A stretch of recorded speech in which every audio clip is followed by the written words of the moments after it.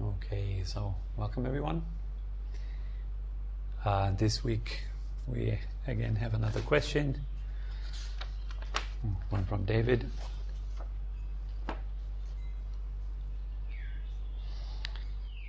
Okay, so David asks, could you speak about the place and or power of prayer in Buddhism?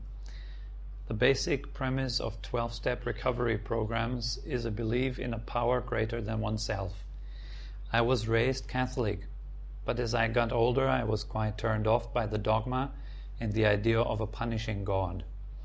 I did, however, turn to this God of my understanding when I entered recovery, but often feel disconnected. I find the teachings of Buddhism fascinating and much more attractive, but there is part of me, that schoolboy fear perhaps, still that worries about repercussions of abandoning this God. I want to connect with the love within, but find it difficult to conceptualize what or whom I'm actually praying to for direction or guidance. This seems important.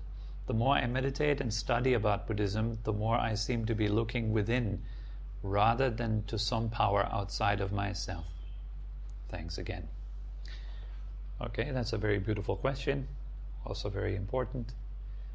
The power of prayer in Buddhism. So sometimes you go to a monastery, local temples and so forth, and you hear the monks are chanting. Many times we think this is sort of praying to Buddha or something like this. They sit in front of a Buddha image and then they chant. Looks like they're praying to the Buddha. Also many people that you see that go to the temple, they offer incense and they ask for stuff. It's very, very common actually. Go to the temples, you see a lot of Thai people go there to ask for lottery numbers or, good relationships and, good jobs and that kind of stuff. It's very, very common. All over Asia, it's probably a little bit similar to the West, where we are going to churches and ask for stuff also, and do certain things to get something in return, like getting the love of God in return, or, as here, giving some incense and getting the love of Buddha in return, or Buddha's protection and so forth. So, coming from a background of Catholicism, I myself also have been raised in a very Catholic area of Germany. So, yes, there is this idea that we pray to the Buddha at first. That is, you can say, accurate only in a very profound part. However, it is not accurate if you see the Buddha as some external force, like some sort of a supernatural guide that is in some location that is somehow fulfilling your wishes. It's more maybe comparable with a doctor that relates to his or her patient. Okay, so you go to the doctor, and yes, you do ask the doctor for help because you understand clearly that there is suffering. And so the doctor in return will give you some medication, will give you some medicine. First will, however, diagnose what the problem is, right? He will first tell you, well, look, you have got the flu, or you have a fever, or dengue, or whatever not, And therefore, you should do this and that to recover. That's still not done then, right? We're still not done here. It's not just going to the doctor and receiving some medication and some advice, but then also you have to go back home and take the medication and actually follow the advice of the doctor. Then and only then there is a good chance of recovery. And the similar thing is with prayer in Buddhism. It's actually chanting. We're chanting what the Buddha has taught to remind ourselves of these teachings. So we're not asking for stuff. We're actually reminding ourselves of the advice that the doctor has given. So if it just stays simply with the chanting, it could be compared to receiving some medication and then reading the how do you call the little papers that you have in the medical pack? that tell you that you should not take it when you're pregnant and so forth. Is it different? It's not the prescription. How do you call it? Say it again. Precaution. Yes, precautions. Exactly. Thanks. Yes. So you have the little paper with precautions on it, and that also teaches you how to take the medication and when not to take it and so forth, right? And it's like you go back home and you recite it every day, yet you still don't take the medication. Or offering incense to a photo of your doctor. It doesn't help you too, right? You can offer mountains of incense to the photos of your doctors, or a statue of your doctor. It will not heal you. The only thing is exclusively healing is taking the medication and following the advice. Anything else doesn't really heal. So many people in the world go to the church and pray. Millions. So many people in the world go to temples and pray. Millions.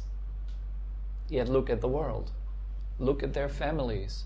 Look at their relationships with themselves and other people around them. There is still conflict. There is still lying. There is still trouble. There is still pain. There is still worries. It's not gone.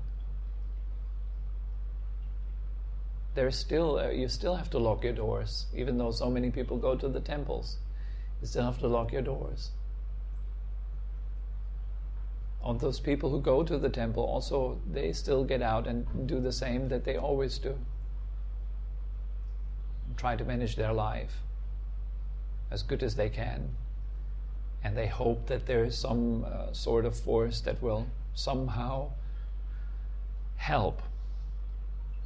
And yes, there is. The Buddha is a force that helps, but we have to clearly recognize what the Buddha is before we can turn to the Buddha for help.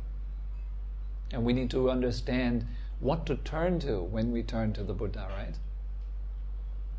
So as a Buddhist, you do pray. The same I do every time before the session. You hear me pray, Buddhaṃ Saraṇaṃ Gacchāmi, which means I take refuge in the Buddha. I say that sentence. I chant that sentence 3 times. And I seek refuge or shelter with the Buddha. Now what does that mean? What is the Buddha? Is the Buddha a human being that lived approximately 2,600 years or 2,500 years ago and has already passed away? He's already died, right? He's not around anymore. So the question is, if I go for refuge to the Buddha, then do I mean that person that has lived in India, a totally different society and culture 2,500 years ago? Or might that mean something else? And yes, of course it does mean something else. On a superficial level, on an external level, we are here referring to our teacher, to the one who acts as the Buddha did, by showing you truth from his or her own experience, by pointing you to truth. So you go to your teacher for refuge. That is very simply explained. You seek help with your meditation teacher when it comes to spiritual problems, right? When it comes to spiritual matters, you go to your teacher and seek help. That's the external version of refuge to the Buddha. The internal version, that what the teacher points to then, is the Buddha himself. And if you translate the word the Buddha, then what that means is the awakened one. Now, where is that which is awake? Where is the one who is awake? And of course it is within yourself. You, yourself, are a being that is awake, aware. And this awareness in itself is a refuge. It shelters you from the thinking mind. It shelters you from a mind that is dulled down by perceptions that the world has established. It is sheltering you from emotional turmoil. It is sheltering you from all that. It is a bit like the eye of a storm. It's a silent center around which the world spins like crazy. If you forget that silent center, you will be most probably established somewhere in the walls of the storm, going around and around and around in your life, having no solid refuge. If you're looking then for refuge within the wall, then you can only find other dust particles, stones, things that are whirling around you, but don't really offer refuge. Wow, that was a long one. So this kind of refuge to be found is inside of your center. You can call it your center. It is something that is completely untouched by the world, unshaken by the world. The world cannot penetrate into it. That is the Buddha. It is this empty, clear, knowing nature of your mind. Now the second thing that we take refuge to is the Dhamma. Dhammang saranang gacchami. I take refuge in the Dhamma. The Dhamma is, on an external level, the teachings that the Buddha has given. The Buddha has given altogether 84,000 teachings during a 45-year teaching period. It's a whole lot of advice. But however, it can be summarized in a very simple sentence. He himself said, both formally and now, I'm only teaching stress and the end of stress. That's it. That's the essence of what the Buddha ever taught. Just simply stress and the end of stress. So the Dhamma is showing you precisely that. It's showing you the path to the end of stress, the path to the end of suffering. And it also clearly demonstrates the mechanics of suffering. You understand what suffering is and where it is coming from, what is causing it. And through this direct understanding, you can then release it. You can let go of suffering. So we take refuge to these teachings. But on an internal level, we take refuge to the way it is, to seeing the way it is, to seeing truth. The Dhamma is what the Buddha sees. The one who is awake sees nothing but truth in this present moment.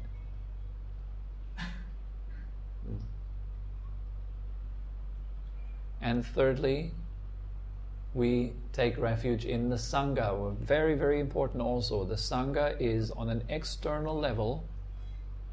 It is the spiritual community, the people who are supportive to your practice, like this gathering, for example. We're all here gathered to find out a little bit more about the way things are. So everyone who has this sort of interest and is him or herself practicing the Dhamma, the teachings of the Buddha, has interest in what is true, what is real, has interest in the end of suffering and practices to achieve that. That person is your spiritual friend. It is someone that can support you with your practice. It's a Sangha on an external level. On an internal level, it is all the mental qualities which are supporting your practice.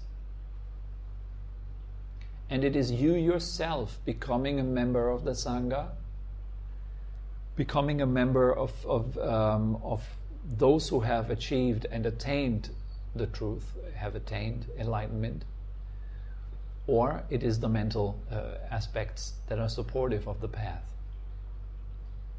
So, for example, gratitude, or we can say concentration, mindfulness, all these kind of things, they're supportive, they help on the path.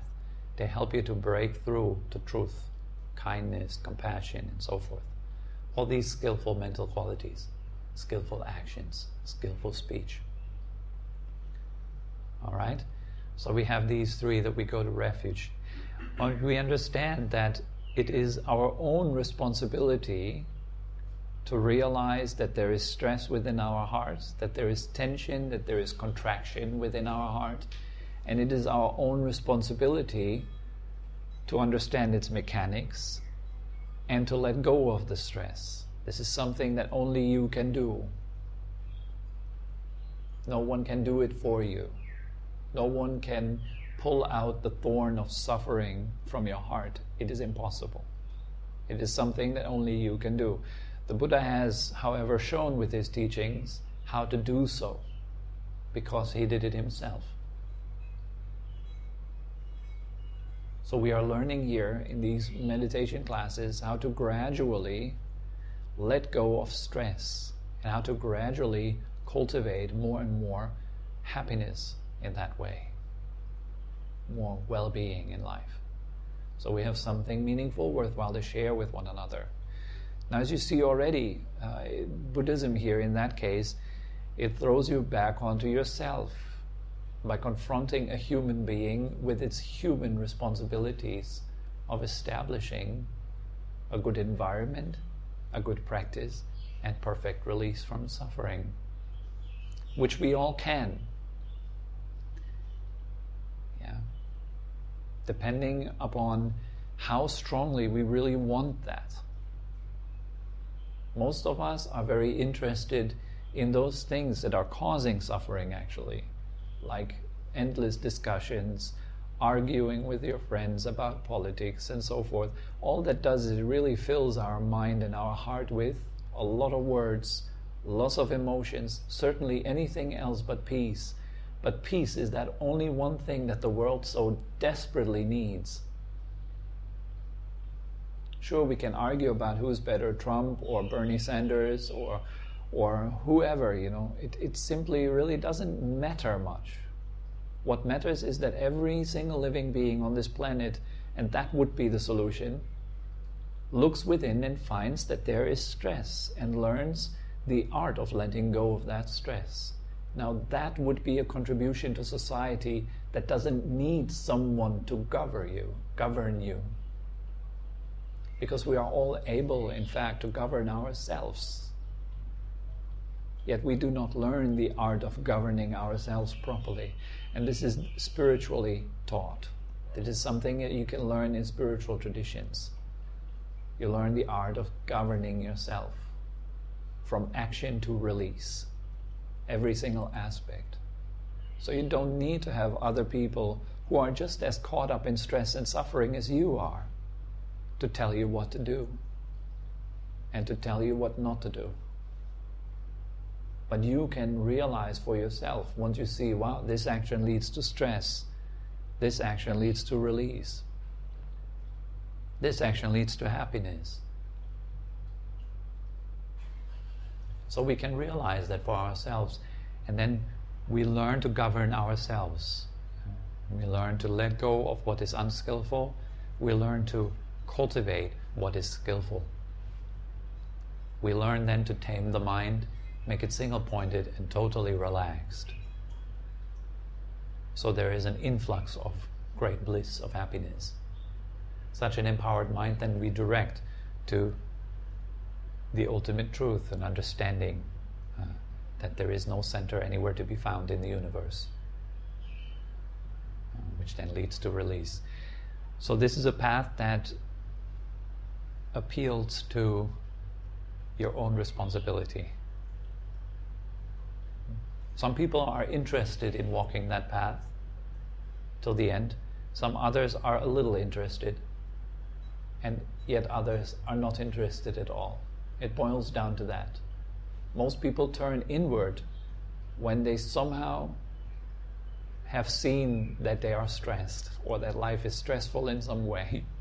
Then they turn within for help. What could I do? Can God help me?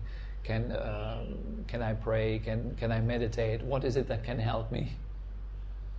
Yes. So in Buddhism, it's all about learning the art of releasing stress, of opening up to the way it is, understanding truth. It is my firm belief that all spiritual traditions around this earth, like you have Christianity, you have Islam, you have all these spiritual traditions, are actually pointing to that too. They're actually pointing to awareness, they are pointing to truth, they are pointing towards kindness and so forth. some of them might have used a few very unfortunate metaphors, like the metaphor of killing your enemies and so forth. It can be quickly misunderstood as killing the opponents of religion or so forth. However, if we really understand who is our real enemy, what is the real enemy to peace, then we understand it is buying into this unrestful mind, which is suggesting more and more and more and more, and we're buying into more and more and more, making the world spin around more and more, without ever arriving at peace.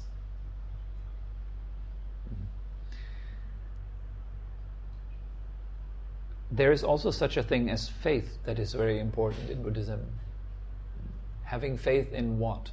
Having faith in the process of becoming aware, of waking up, of bringing wakefulness in whatever happens, of noticing, there is the arising and the passing of emotions. I don't have to buy into it. I have to be carried away, don't have to be carried away by emotions, by thoughts, etc. So I'm trusting into the simplicity of awareness. As Krishnamurti said very nicely, he said, the seeing is the doing. That's what a spiritual path is all about. It's all about the seeing and then trusting the seeing. Most of us don't really trust it. It's like, yeah, I'm aware, but am I doing it right? It's like you're aware, and right afterwards there's a perception that fools you. Am I doing it right? Be aware of that too. It's just a thought. It comes and it goes. It's just doubt. Doubt comes and goes. So you trust again. You come back into awareness. You again seek refuge in the Buddha. You again see the way it is. It is doubt. It is a thought. It is subject to impermanence. It doesn't last. It arises and passes. I don't have to buy into it. I don't have to be fooled by it. Like that. So it's this responsibility of trusting, having faith in awareness, in the knowing quality of the mind, rather in the doing quality of the mind. The doing quality of the mind is useful in worldly matters. It does help us to live our life. However, the knowing quality of the mind is that which is complete in itself, helping you to attain peace. Once you trust in it. So this is the way I pray, at least. I don't know how it is with many other people, but my own prayer is simply having faith in the knowing quality of the mind, in release from suffering, having faith in what is and the way it is. Simply in recognizing that. And it took me a good while to build that faith, and I'm still building it. So that's how I pray. There's also another question that has been raised.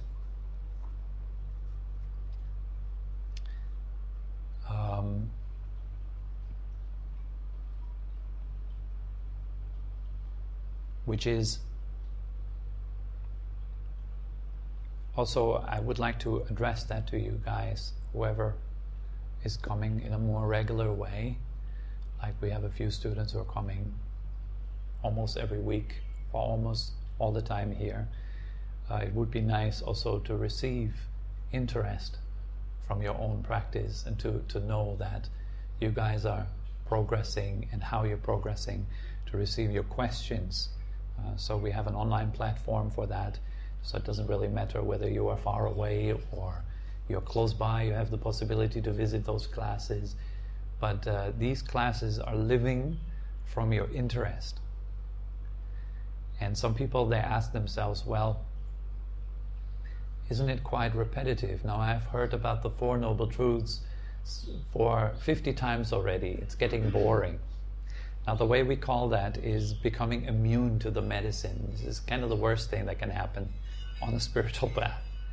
Becoming immune to the medicine means, oh, I know already. I heard that already. That one again. He's talking again about the refuge.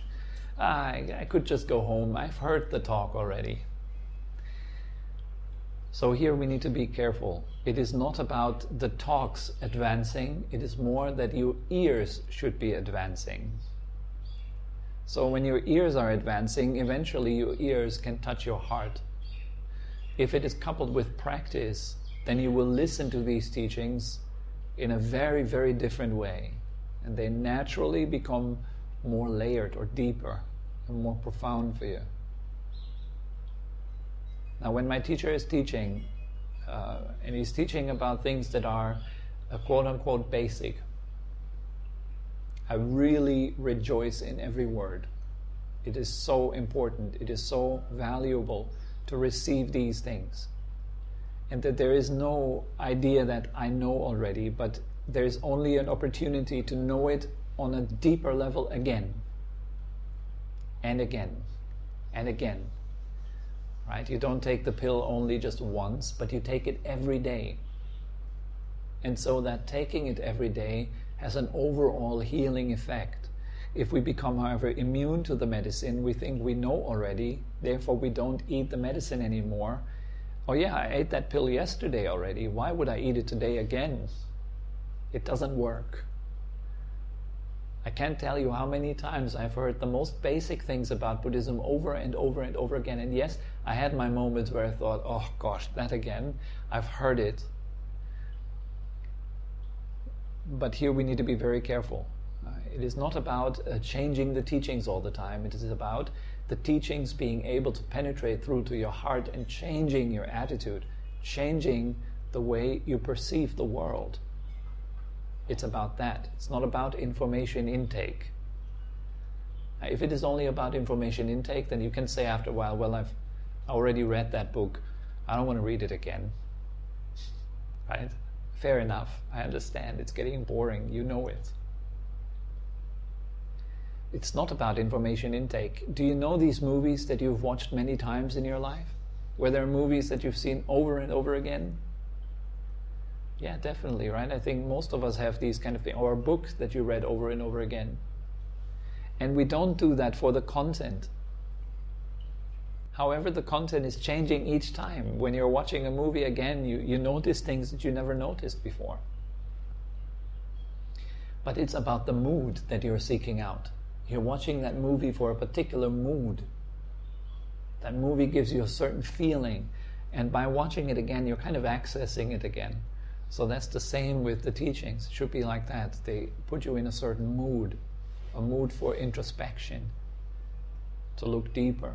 To find out more about truth. To see the Four Noble Truths from a million angles. It's like that. That leads to insight. It's not like hearing it once and feeling that we know it.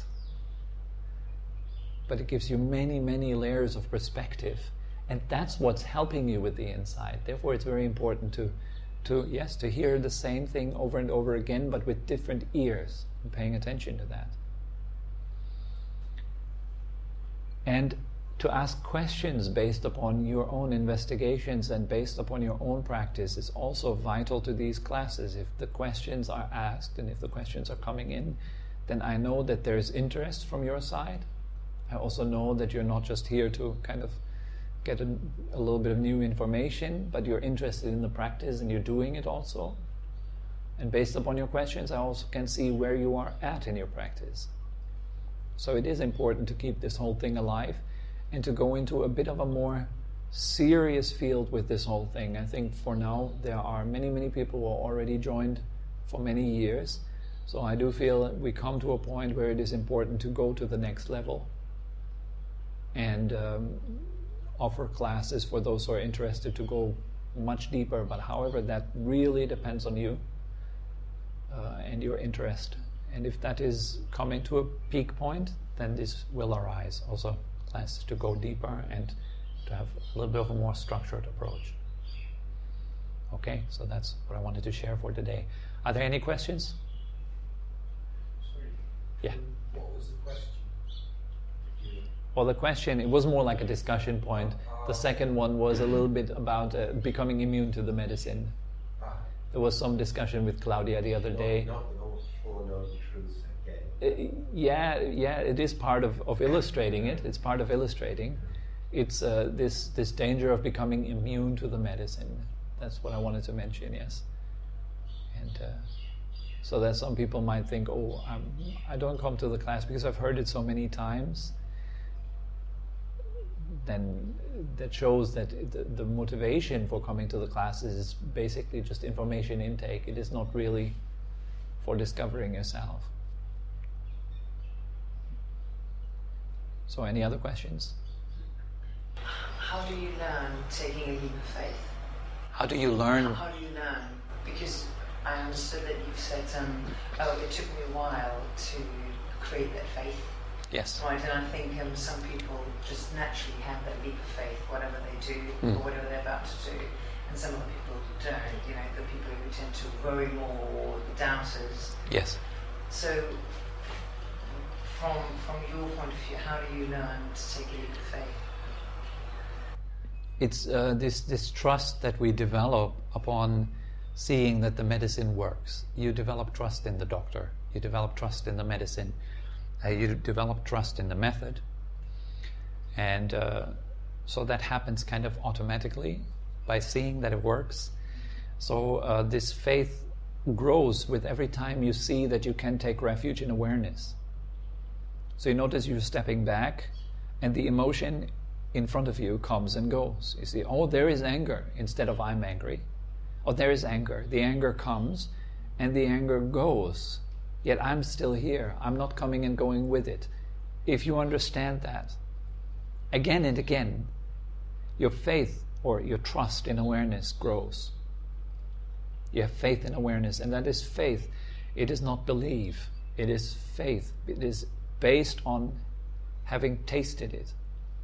And the more you taste, of course, the more your faith grows. And eventually faith turns into true knowledge, into enlightenment. So it's a very important factor of the path. Saddha, it's called. Faith. Saddha. Having faith. It's not blind faith. Yes, correct. Yes. It's not blind faith. Kind of like confidence. Yes, confidence is a nice word. Trust, confidence. You're entrusting yourself. There is this old Hebraic word they have used for in the Bible, and they have translated it as belief mostly. I believe in God and so forth.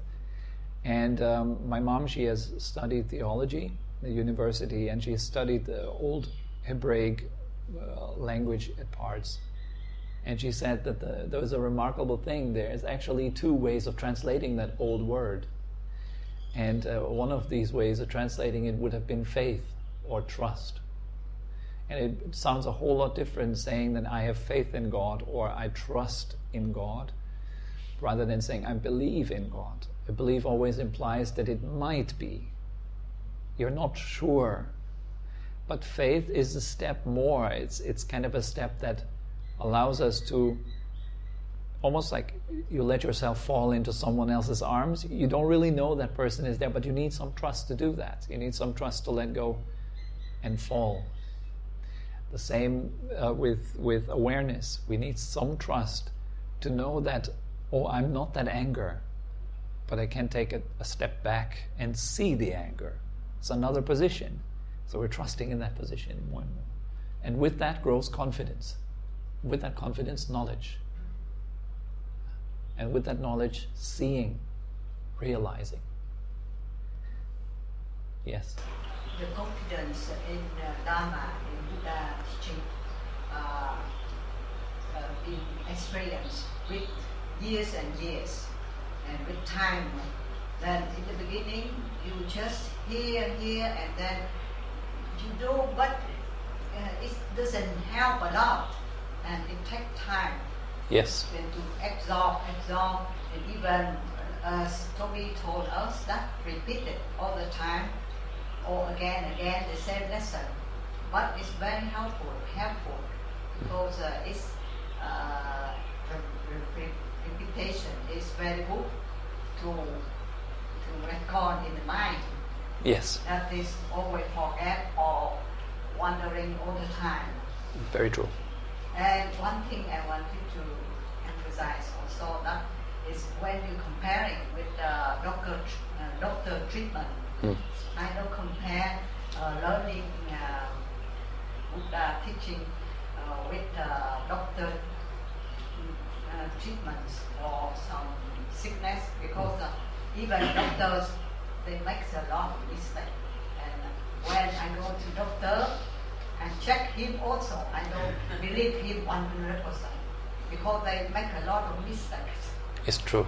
And they give us always, they are very blinded. They give us a lot of chemical, antibiotics, medicine, Yes. and just take, and then it will get healed by this. Yes. But it's not true. It's not true.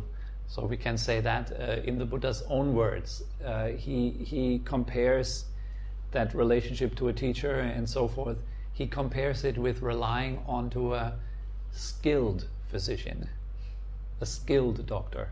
That's the formulation he uses, to rely upon a skilled doctor. And a skilled doctor is certainly someone who has your health in mind, not selling medication. It is someone that really wants you to be healthy and that has the skill to establish that, and it also has the skill to refute, to say, okay, here is the limit of my knowledge, I cannot help you here. Yes, this is not anything I can do. So instead of just continuing some other therapy or something like this, a skilled doctor knows his or her limits. So other than that, the doctor that we are referring here is for spiritual illness, for spiritual ailment. It's a whole lot different. For the body, it's very uncertain. For the body is a very uncertain thing. Does the therapy work? Does it not? How old will you get? Will you have an accident? All these things we cannot really know. But for spiritual disease, then there is a way out. There is a complete way out from stress. That doesn't mean that you don't get ill anymore physically, that you have no more problems, that everyone suddenly loves and likes you. Is not the case. But there is no more stress, and that is possible. So this is a more definite approach. We can say it goes from A to B, whereas in the world it kind of goes around. You heal one illness, the next one is right ahead. Yes. The teachings, and for example, we saw a lot of grandmasters in Buddhism, very well known, and then when they are dying, they're suffering a lot, and then they have a very saint life, really. A very what? Saintly life? Yes. Like, okay, yes. Yes, saintly life, and then when they are dying, they suffering like a normal people, and even many years before dying. So, I have a doubt about. I know that it have a karma, but if the good karma from the grandmasters, they are dying like normal people also. Yeah. So, what is the health? So yeah, well, the Buddha also died of food poisoning, for example, the Buddha himself, which is quite a regular way of dying. There's nothing saintly about it, but of course it's important to see the inner attitude of the master when he or she is approaching death. And so before relying upon a teacher, it is very important to test the teacher, to notice clearly, what is this teacher doing? How does he spend his life? And so forth. Is there honesty? Is it real? And so forth. Then we can rely upon. And when we rely upon a teacher, then it is very important not to believe the teacher, but to put it to the test. Every single thing that is said is to be practiced, to be put to the test. And so we make experiences. That's why it's so important before relying upon a teacher to test. To see, who are you relying upon?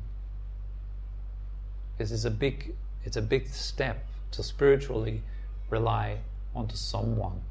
It's a big thing. Many people are very strongly hurt because of that. And I myself, I'm a very strong opponent against this kind of relying, this kind of blindly, my guru thing. I'm opposing that strongly. I don't think it doesn't help anyone. What really helps is to listen to the teachings and to put them into practice and make experiences. Forget all the masters in the world. Forget them. Forget how they live. Forget how they die. You know the teachings, and by having faith and awareness, you slowly learn to trust this simple knowing state, and you put it to the test for yourself. That's the honesty. You can see if there is suffering in your life, does it work? Can you separate from the suffering? Can you let go of the stress? You yourself. There are so many masters who are highly venerated, but their skill is very low level. There's so many masters who are not venerated at all. They're despised by so many people, yet their skill is way up there. So it doesn't matter.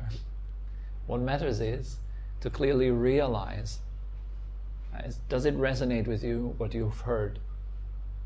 And by putting this meditation method, the technique into practice, do you get results? And what are those results like in stressful situations in your life? So you put it to the test under pressure, and that's our own responsibility. We have to kind of put it to the test under pressure. But also not in every case. Some people are so stressed, putting themselves under more pressure and more test doesn't really work at all. For them, they need a break. So you need to relax and rest. Give yourself a good time being quiet with yourself. Some people need psychological treatment aside from their meditation practice. Some people get very stressed with meditation. Yeah. Oh man, I see it all the time. It's like you tell people to look at the breath and they find a whole other thing to be stressed about in life. You know, oh, I'm breathing. Am I breathing the right way? Breathing in, am I breathing deep enough? And it becomes just another stress. Yeah. It's kind of what we're looking at. We are dissecting and trying to kind of improve it. And it's all about just taking your hands off and simply looking at it. Just that. Just simply realizing it for what it is. If you feel really bad, you have a really bad day, well, there's nothing to do. Simply recognize that, oh, feeling bad is like this. It grows with practice, this ability. Normally we're carried away when we're feeling bad in the beginning, many, many times. But eventually you're able to kind of give that some space and simply allow yourself to feel bad, and it's fine. It's okay. Awareness doesn't feel bad. Doesn't feel good either. It's very light. It's released, it's free. It's not part of the drama of prison life. It's already escaped. You can look at the prison from outside and see, oh, some of the prisoners are happy, others are sad. But they're all in prison. I'm outside of prison. It's that kind of perspective that you get more and more. And we're trusting in that more and more. And yes, eventually you can say the great test for yourself is death. Can you really let go completely? And until then, we can test. With little stress, your boss firing you, you losing your wallet, your computer breaking down without you having saved your document first. That is our way of kind of simulating death. Your relationship breaking apart. How about awareness? Does it break apart too? Always need to test. I always rediscover again and again that I have tension in my heart as a response to life. So I'm constantly at it. And many times, the whole path is one failure after another. Every day, many failures. I wake up in the morning and totally mindless, go into the bathroom, take a shower, come out of the bathroom, and suddenly realize, wow, I've been totally absent-minded in the bathroom.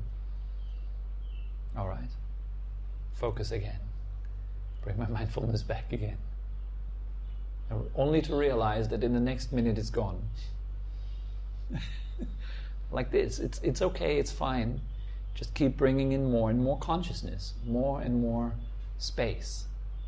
Leaving yourself alone more and more. Standing in a queue, leave yourself alone. Sitting on a chair somewhere, leave yourself alone. Getting bad news, leave yourself alone. You'll notice everything comes and goes. That's the key. This comes with practice. The refuge in the Buddha.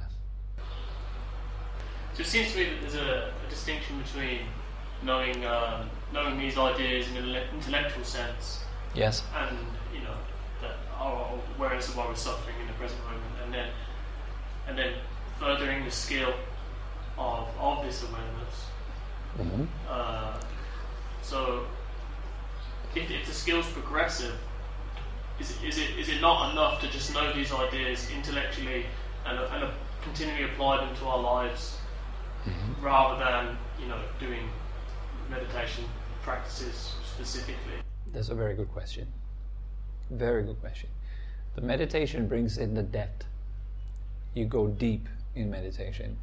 It has also, what you do in meditation practice is you're giving a lot of strength, empowerment to the knowing quality. You give power to the awareness. So you can use it to higher and higher efficiency in daily life. You can put it to the test. Does it work by just trying to be aware in your day-to-day life? Or does it really help by bringing in a meditation session, let's say every morning and every night time, and do a week where you're writing a diary with meditation and without meditation. Notice the difference. And you will see for yourself, without believing me, that it makes a big difference. Every time I forget my meditation in the morning, if there is no meditation in the morning, I just start my day, I go have some breakfast, and I have some lunch, and it's very likely that I'm in general way less mindful, way more caught up in things. But if there is meditation, there is more space. The more meditation there is, just half an hour sessions throughout the day, the more peaceful the day is. Also in between. So yeah, it's a faster way, definitely a faster way, and necessary. Necessary. Did it answer the question? Yeah, I think so. All right, cool. Yeah, okay, good. Okay, very good. Yeah, meditation is very necessary. Both are like two sides of a hand. You have the seated practice where you go deep, and you have the practice in day-to-day life. You can't separate them. They're both nourishing one another, and they're both necessary. All right then. Have a good week. Next class.